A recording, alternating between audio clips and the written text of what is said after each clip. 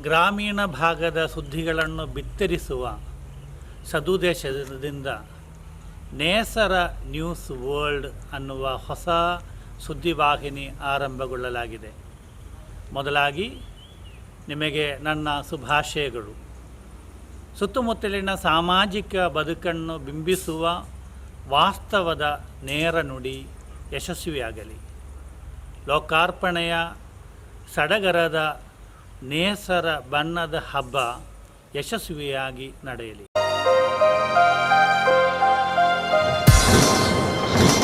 ನೇಸರ ಸುದ್ದಿವಾಹಿನಿಗೆ ನಮಸ್ಕಾರ.